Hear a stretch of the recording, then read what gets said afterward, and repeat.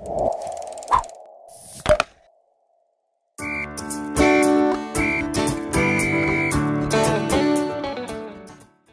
a good morning to you all. Welcome to Asake Online. My name is Ndebele and this is the Breakfast Club. Today in our program, we'll be talking to the General Secretary of the Zimbabwe Communist Party. Most of you know him as the chairperson of the Zimbabwe community in South Africa, where he is always talking about the issues of migration, and he's very active on social media. I always see him posting, saying one question, comrades. So today I'm going to ask him more than one question. So we'll talk about the Zimbabwe Communist Party, how, you know, in this day and age, he thinks communism is still active and would work, but we'll also talk about the issues of migration in Zimbabwe and South Africa and how they're helping those who are not documented to actually get some form of documentation and how that process is going. Thank you for having me here. I'm NGQABUTHO MABHENA. I'm from Zimbabwe, Escotini, Mzinyathini. I grew up in the village. I always defined myself as a village boy. Of course, I've been involved for years in activism in the MDC since the formation of the MDC, until I resigned from the MDC in May 2017 when we established the Zimbabwe Communist Party. I resigned when I was then the Secretary for International Relations in the MDC led by Professor Ncube. I was a MP candidate for Umzingwane under the MDC in 2013. Unfortunately, we lost the elections to ZANU-PF in 2013. When we're analyzing the Zimbabwe politics, some of us were of the view that there was need to establish the Zimbabwe Communist Party. This is why in 2015, on the 20th of June 2015, we then held a Marxist seminar in Bulawayo, where we did a class analysis to say, is Zimbabwe ready for a communist party? We then resolved that there was need to establish one, and it took us for 2 years to work towards the establishment of the Zimbabwe Communist Party. At that time, we constituted ourselves as the Zimbabwe Communist Group. Already some comrades were affiliated to ZAP, had already established the Zimbabwe Communist League. So we then worked together and then combined the two on the 28th of April 2017 to establish the Zimbabwe Communist Party. Unfortunately, I was not at the launch, though I was then appointed to elected the General Secretary on interim basis until we hold our Congress in December 2019. Yeah. So why the Communist Party in this day and age when many people think that communism doesn't work? Communism does work. You will realize that particularly after the financial crisis, world financial crisis, you saw the rise of the left in Western Europe. Yes, that voice now is being drowned by the issue of migration. Migrants that are moving particularly from Syria going to Germany and the rest of Europe, and we are now beginning to see the rise of the right-wing political formations. Your Donald Trump is your example in the United States. Your Herman Mashaba in Johannesburg in South Africa, they are your example that they are using the question of migration as a political question, and it gives rise to right-wing parties. But a survey which was even done in Russia is that the working class in Russia, they prefer and that the country returns to socialism. You will know that when the Russian Revolution occurred in 1917, Russia was a backward society. There was not really much of a working class in Russia, mainly it was peasants. After the communists took over, there was massive electrification of the Russian society. There was massive industrialization, but in any revolution, there are always counter-revolutionaries. This is why socialism in 1991 kind of collapsed. But you will agree with me that in a society like Zimbabwe, where you basically have two classes, the working class mainly located in the informal sector, which remains poor, and the few who are rich, who are floating their wealth, you need to bridge that gap. And the question is, how do you bridge that gap? How do you create a kind of an equal society? So there is need for a communist party in Zimbabwe. So, I mean, we have seen over the years a number of political parties actually coming up and failing. And in fact, the interesting that you're saying, you're in the MDC, and look at the number of parties that have come from the MDC themselves. Don't you think maybe the way is to consolidate rather than to even fragment further? Well, the Communist Party plays a different role. It is constructed differently from other political formations. You will agree with me that a number of these political formations, they are not driven by any ideology. We are the vanguard of the working class and the peasants. The MDC is warm to all manner of classes. There are contradictions inside the MDC. If you compare the MDC as established in 1999 after the National Working People's Convention and the MDC today, you will see a huge difference. Their manifesto, election manifesto in 2018, it is neoliberal in character. It is not a manifesto of a party that represents the interest of the working class. So there is a need, in our view, that there must be a communist party. But a communist party, yes, it is established to contest for political power. It is not an electoral-based political party. So when we established ourselves, we said clearly that we're not going to contest the 2018 elections, and we didn't contest. We are not yet sure whether we will contest the 2023 elections, because ours is not really to contest elections. Ours is to contest the political power. The question, therefore, is how do we then contest the political power? This is why our immediate task is to build cadres within the Communist Party, because not everyone can be a communist. Once you build cadres, in our view, is that once you have cadres, you are able, therefore, to begin to influence society. And how do we build cadres? Is to create study groups where our members are required to study Marxism-Leninism as an ideology. We call it scientific socialism. You cannot claim to be a member of the Zimbabwe Communist Party if you don't understand scientific socialism. So how, power is taken basically via elections. So in other words, are you saying you guys are not interested in taking over power one day? We are not saying we are established to contest for political power. We have not defined how we'll contest for political power. That's the difference. A revolution is not programmed. In this case in Zimbabwe, every political party that gets established, they know that after every 5 years we have to contest elections. The MDC has been contesting elections after every 5 years. For the last 20 years, it has not won, and we don't think it is going to win in 2023 because of the kind of society we are in. Therefore, the question is, which we are confronted with, which we need to elaborate at Congress in 2019 in December, is to say, what is the vanguard role of the Zimbabwe Communist Party? We vanguard the working class. The working class mainly would support the MDC. We vanguard the peasants. The peasants who mainly support the ZANU-PF. But do these political parties represent, in the case of the MDC, does it represent in terms of its policies, in terms of its ideology, does it represent the interest of the working class? Does the ZANU-PF, in terms of its policies, represent the interest of the peasants? This is the question that we are confronted with, and we need to deal with this question at Congress, where we'll elaborate on the role of the vanguard role of the Zimbabwe Communist Party. So are you, do you have branches or structures in every country, or in every region in the country, or you are just maybe somewhere, Matabeleland, so if I may say? we are building the party. We have branches, as you know, that the majority of the working classes in South Africa, we do have structures in Gauteng.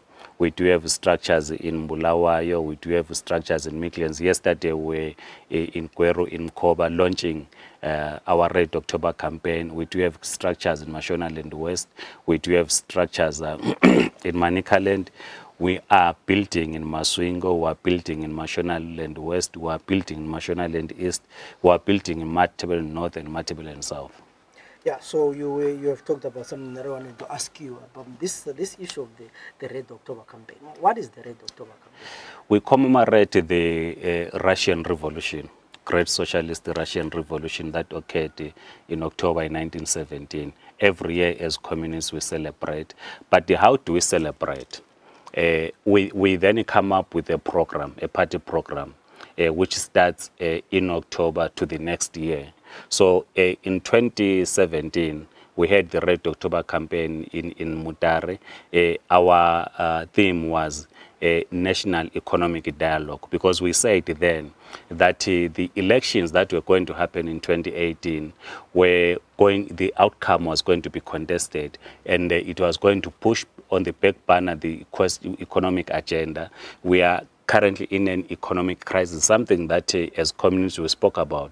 We said there was need, in our view at the time, to consolidate, to come together and begin to say, how do we rebuild the economy as Zimbabweans, bring civil society, political parties. After the Bond coup in November, we said there was no need to rush to an election. There was need, in our view, to come together, particularly parties represented in parliament, to say, how do we establish an interim government or a government of national unity whose main focus would be on the rebuilding of the economy. That was not done. And we are still saying, how do you address the immediate challenges that we find ourselves in economical and in the short term and in the long term. So that was our campaign in 2017. This year we are saying we must bring back activism at community level. We are saying, our theme says, know your neighbor, build your community. You cannot expect government or anyone, there's no messiah who can come to our communities and assist us in rebuilding our community.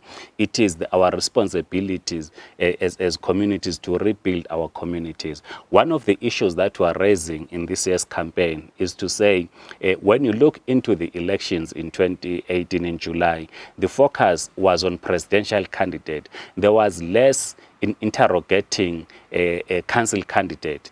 The crisis that we're now seeing, where deputy mayors have been fired or resigning and so forth, is as a result that the community was not really engaged. We did not engage councillors that were contesting. And as communists, we are calling for the separation of the local government elections to the presidential or national elections. We need to go back to the manner in which we were conducting elections before 2008. We'll be writing to the Speaker of Parliament, we'll be writing to the leaders of political parties that are represented in Parliament to say, we are pushing an agenda which says, let's have local government elections held separately, so that we can begin to say, what is it that in this world needs to be done? That's the agenda that we are pushing. So the campaign that will be carrying right through, know your neighbor, build your community. I mean, some people have argued that Zimbabwe has so many political parties. I mean, I don't know, 50-something. I mean, what is that one thing that you say, no, yeah, we have many parties, but now we are different because of that special? We are different to our communists. That makes us different from everyone. We are very clear ideologically, scientific socialist. We are guided by Marxist-Leninist philosophy. We are very clear on that.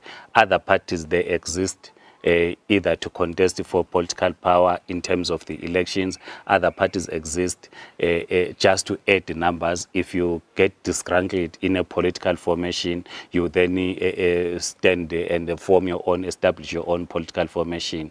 We are the vanguard of the working class and the peasants. A vanguard, if you look at our neighbors in South Africa, in 1929, during the Second International, a question was raised. What is the relationship, which the Communist Manifesto also addresses, what is the relationship between a vanguard of the working class and the Party of National Liberation? In our case here, where the liberation movement is ZAP and the ZANU, but we did not have a communist party. Yes, we had a communist party, which was short-lived.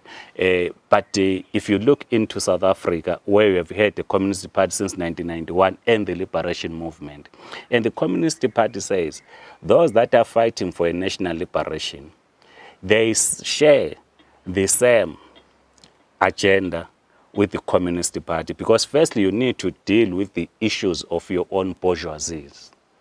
And the struggle for national liberation was to fight against colonialism. Therefore, the Communist Party could not compete with a part of national liberation. That informs the alliance, the Communist Party alliance and the liberation movement in South Africa, which does not exist in our own conditions. So the Communist Party, the Zimbabwe Communist Party, the biggest challenge that we have, our own conditions are different. We have characterized the ZANU-PF as a reactionary former liberation movement. And we do not think that as the Zimbabwe Communist Party, we can enter into an alliance with the ZANU-PF, because the ZANU-PF is a movement which is anti-workers, is the enemy of the working class. If you look into its policies since independence, they do not advance the cause of the working class. Yes, the working class in Zimbabwe supports the movement for democratic change. The past elections have shown us that the workers in Zimbabwe, they identify with the MDC. But the critical question that we are confronted with as communists, do we judge the MDC in terms of its mass following by the working class, or we judge the MDC by its economic policies that it presents to the nation through their manifesto? And so far, what we have seen in the MDC is that while it enjoys the support of the working class, but the MDC does not, in terms of policy, articulate the issues of the workers. So, I mean, your party, if you look at the Zimbabwe Communist Party, how does the structure look like? Because I realize that you don't have a president and a vice president, so your structure is different. Is different. How is that structure? The leader of the Communist Party, for instance, for now we're calling ourselves the National Steering Committee. The mandate that we got at the founding conference was that we build the party up to Congress in December 2019, where we were expected to elect the Central Committee. That Central Committee is led by the General Secretary. So in this case, currently the National Steering Committee is led by the General Secretary, who happens to be the leader of the party. And if the same General Secretary is elected in December 2019, or another General Secretary is elected, that comrade is the leader of the political party. So you have the General Secretary, Deputy General Secretary, National Chairperson, and all other positions, or National Commissar, and so forth. We have also, in terms of our constitution, then executive, the ZCP executive committees at professional level, going down to the districts. And at national data, we have the Central Committee and the Politburo. Yes, we do have the Politburo. Like I'm saying, now, for now, we do not call ourselves the Central Committee. We have what we call the National Steering Committee. In that National Steering Committee, we then have the Secretariat, which runs the affairs of the party on day-to-day basis, which is the Politburo. Yeah. So how different are you from ZANU-PF, which seems to be pushing these socialistic and communism ideas and even in their structure? I've said ZANU-PF is a reactionary. ZANU-PF is not socialist in character. You recall what Edson Zopo said when they adopted the leadership code in 1984, when they came up with all those, in theory, well-defined in terms of how a leader must conduct themselves. And Edson Zopo, the late, said there's never seen a socialist in ZANU-PF. They preach socialism, but they don't walk socialism. This is the challenge with the liberation movements. Because they were supported by socialist countries, China, the Soviet Union, they then began to sing socialist songs, not because they believed in socialism, but because only socialist countries could provide military hardware to fight against the colonialism at the time. Upon independence, the first cabinet that was established, it became a committee of a committee managing the affairs of those that owned the means of production. We did not own the means of production as black people when we came from the war. The British owned the means of production. The creation of the Zimbabwe Congress of Trade Unions was a way to try and term the working class, because we remember that in 1980, 1981, we have so many strikes where workers were demanding better working conditions because we had fought for independence. We're now independent. So ZANU-PF then reacted by establishing the Zimbabwe Congress of Trade Unions, and the first Secretary General of the ZCTU was the late brother to Robert Mugabe. So the other thing, maybe lastly, in terms of the Zimbabwe Communist Party that I still want to figure out. I mean, 5 years from now, where do you see yourselves at the Zimbabwe Communist Party? 5 years from now, we are of the view that we will have produced cadres in society who are members of the Communist Party. Our ideas must lead. We need civil society organizations to be led by communists. Your trade union movements, your residents association, progressive civil society formations, they must be led by communists. And you can only do so if you build cadres. This is why we are different in terms of mobilization. We are not a mass movement, we are a vanguard. A vanguard, you are producing few cadres who are schooled in Marxist-Leninist theory.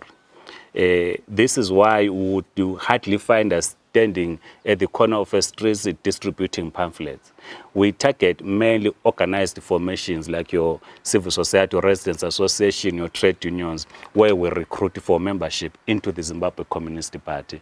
So if in the next 5 years we produce 1,000 members who are schooled in Marxist-Leninist theory, because a communist, a single communist should have capacity to influence at least 1,000 people in society, will have done very well in terms of building the party. The question, therefore, which we will have to deal with at Congress in 2019 is our attitude to the 2023 elections. How does a communist party under these conditions contest an election? Does a communist party on its own contest election? Does a communist party enter into an alliance with others? Does a communist party influence the formation of a broader leftist movement to contest for elections? These are the issues that the Congress will discuss and give direction to. Yeah, you've already answered my question, because I wanted to ask you at one point, are you going to contest? And you've already said your Congress is going to look into that. Maybe, the other thing that I want us to talk about is you're also involved in the Zimbabwe South Africa community. Can you tell us about that? Well, you will know that you have close to about 1.5 Zimbabweans that are in South Africa, though the media says we are about 3 million. People face various challenges, mainly around documentation, issues around they've been abused at the workplace, issues around accommodation that have been exploited. So as the Zimbabwe community, we then constituted ourselves to attend to the issues that affect Zimbabweans in South Africa. Mainly it's around documentation. Since 2010, we've been working on special permits. In 2010, 245,000 special permits were issued. In 2017, 198,000 people were renewing their permits, which are now coming out to getting to the end of the issuing of these permits. We did participate in the giving input when South African government had to review its policy on international migration in 2015. They produced the green paper because they felt that the white paper on international migration, which was adopted in 1999, did not speak to the African concept or to Africans in general. So the question was, what is our attitude to the South African government in the manner in which it addresses the issues of migration from an African perspective? So we gave our input, and some of our inputs were accepted. Firstly, we said, while we appreciated that special permits were issued to Zimbabweans, but not all Zimbabweans that work in South Africa were issued with those special permits. The reality is that you still have almost the same number or who are working in South Africa who are not documented, not only from Zimbabwe, but from other countries. The government of South Africa, through the Department of Home Affairs, responded by, in what is now white paper on international migration, that there must be a SADC work visa issued to migrants from the SADC region who are already working in South Africa, targeting those of low skill, particularly as domestic workers, construction industry, and so forth. The paper, and the white paper, says there must be a bilateral between the government of South Africa and the government of Zimbabwe for them to roll out these SADC work visas. There's also, in that bilateral, there must be an analysis on how it will impact on issues of employment in South Africa, which sectors and so forth, which the paper though says is those of low skin. We also spoke about those that are running small businesses in South Africa who are paying taxes, but they are not really documented. So this, it's the new white paper speaks of a SADC work visa targeting those that are running small business who will not necessarily qualify for a normal business visa in South Africa. So if someone is running a salon and so forth, or a small kitchen outlet, they can then qualify for these SADC work visas. But we also realized that there's a lot of movement within the region. People traveling to South Africa. In our case, when you have close to 90% unemployment, the majority of these working class who are in the informal sector will do cross-border trade. When you get to the border visiting South Africa, maybe you want to do your business, normally you are given 3 days or 5 days and so forth, depending on the attitude of the immigration official that you come into contact with. So the white paper speaks to what is called SADC cross-border visa. So meaning that someone who works Okotama here in Bulawayo or in Harare, Mtare, can then apply for a SADC cross-border trade visa. The conditions are not yet explained. The discussions will then inform in terms of the conditions to say whether this is a visa for 2 years or for 4 years, how to renew it and so forth. But what is very clear is that any person who qualifies either for a cross-border visa or for a SADC business visa or for a SADC work visa, they will not qualify to apply for a permanent residence. We'll keep on renewing those visas. So, I mean, we talked about that there are about 1.5 million Zimbabweans in South Africa. But if you look at the number of people who have actually applied for these payments, a few, probably 200,000 at most. So that means we still have a lot of undocumented Zimbabweans. There are a lot of undocumented Zimbabweans.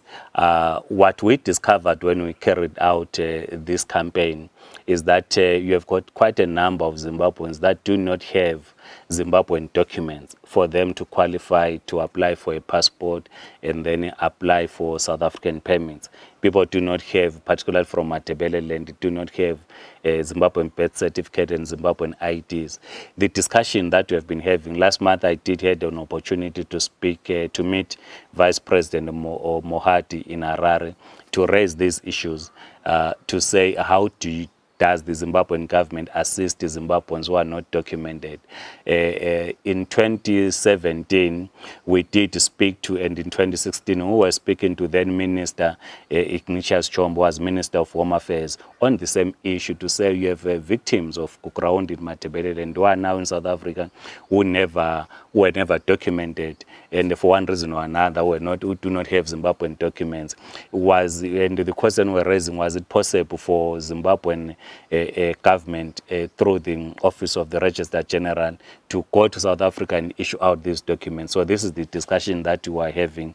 We're talking to the embassy last week or so. They are saying these are also the issues that the new Minister of Home Affairs, Matema, will have to deal with when he finally meets with a South African counterpart. So we're pushing on that, so that when if these visas are being rolled out, those Zimbabweans are ready to also apply. But we also understand that there's also a number of Zimbabweans that are on South African IDs. They are also who acquired fraudulent South African IDs who are still using them.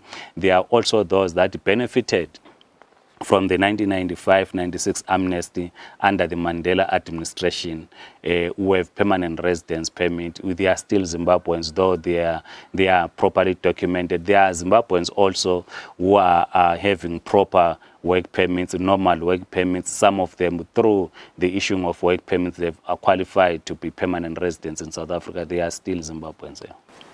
Yeah, so, I mean, do you think that the migration between Zimbabwe and South Africa, there will be a time when it will go down? As long as we do not rebuild our economy, we will always have Zimbabweans flocking to South Africa. We are in the month of November where young people, students are writing exams. They don't even think of applying for a job in Zimbabwe. So the first port of call is to go to Johannesburg. So there is need for the Zimbabwean government to rebuild the economy. This is why, as communists, we have been saying, let's rebuild our economy, let's focus on production. We are happy that on the 6th of November, there's going to be a seminar here in Bulawayo that speaks to the issue of the Zimbabwean currency, because when we were doing our own analysis, as communists, we are saying, in the immediate, to try and resolve the crisis in Zimbabwe, we have to deal with the question of the Zimbabwean currency, so that you allow products to flood our supermarkets. Yes, we are in a capitalist crisis, and as communists, we are of the view that you need to resolve this crisis through capitalist policies in terms of ensuring that your owners of supermarkets are able to go and buy goods in South Africa, as they were doing during the inclusive government, so that you eliminate fuel queues, you eliminate hoarding of goods in supermarkets, you make goods available. We can then, once we have that, then the second step, as an immediate, of course, is to talk about how to organize your production, particularly in the farms and so forth. So as long as you do not address all these fundamentals, you will have Zimbabweans flocking to South Africa. But generally, there are some Zimbabweans that are in South Africa, maybe it's because of age, they are now in their mid-40s, in their 50s, who want to come back to Zimbabwe, this is why they want to participate in the electoral process, which were denied in 2018, want to come back and then stay in Zimbabwe. But of course, we still have challenge around that, because most of them, they've now established families in South Africa. Yeah. So lastly, I mean, where do you see yourself 3 years from now? Well, because I'm a leader of the Communist Party, there is pressure in the party that a leader of a party cannot remain in South Africa. There are plans as we prepare for our Congress, that I return to the country, is still something that we are discussing. Of course, we've got 2 options to say, if the party wants to retain me as the General Secretary, it would be fair for me, fair to the party, that I relocated to Zimbabwe. But if the party were to decide to elect someone else as General Secretary at the Congress, there will not be that pressure really for me to return. If I return, it will be out of my goodwill to say I want to return to be in Zimbabwe. But definitely, as the leader of the Zimbabwe Communist Party, I must be based in Zimbabwe, particularly when we hold our Congress. So how long have you been in South Africa, if I may ask? No, I've been in South Africa for years. I went in South Africa, I think it was 1996, 1995, I went to South Africa. I've been staying in South Africa. Though I still speak fluent Indebele as opposed to isiZulu. So, I mean, thinking about, let's say you are retained as the Communist Party, coming back, how easy is it to already have a life there? And then well, I did return. You remember that I was in the MDC. In 2011, I returned to Zimbabwe for 2 years, 3 years. I stayed here until April 2014. In 2011, during the inclusive government, I worked for JOMIC. We were I was deployed in Mad South. Our office was in Gwanda, so I was able to return to come and stay in Zimbabwe for the whole of 3 years. I didn't have challenges. So if again there's need for me to come back, I will. During that time, when I was in the JOMIC, I learned a lot in terms of the organizing of our communities. I grew up in this region in Matabeleland. So during the JOMIC days, I was able to go most rural areas in Maswingo, in Mashonaland, in Manicaland. So I began to appreciate, to understand that challenges that are faced by the people in rural Mashonaland, in Manicaland, in Maswingo, are still the same challenges that we face in Matabeleland South and Matabeleland North. There must be, of course, some differences, but we are all peasants. What might be different is that others are closer to the sugarcane.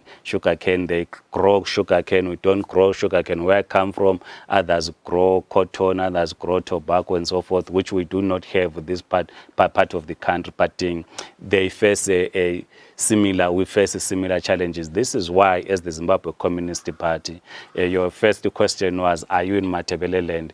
We do not, as communists, organize in terms of tribe, because you have two people in society from a communist perspective. Either you are a bourgeoisie or you are a peasant or a working class. Who, of course, the working class and the peasants constitute the majority, are poor, are all being exploited by the bourgeoisie. A bourgeoisie can be Ndebele, a bourgeoisie can be a Shona speaking. So, thank you very much for that enlightening. Well, I hope you learned a lot from this interview. Today I was talking to the General Secretary of the Zimbabwe Communist Party, NGQABUTHO MABHENA. We also touched on the issues of migration and these issues, identification. He is the chairperson of the Zimbabwe community in South Africa, and as you heard, they are preparing for their Congress, so we hope we'll be hearing from them next year as they prepare for a Congress. Yeah, you know, Congresses and political parties. Talking about Congresses, the MDC is also preparing their own Congress, and but for now it's about the Zimbabwe Communist Party in Zimbabwe. We hope that next year we'll be able to cover their Congress, and we'll be bringing you more information for that. But from today, I think you have an idea now when we talk about the Zimbabwe Communist Party, what we are talking about, the structure, Sakona, and all those kind of things. If you have any questions, you are free to get in touch with us on our Facebook page or on our Twitter page at site ZW. My name is Ndebele. Till we meet again tomorrow, have a good day.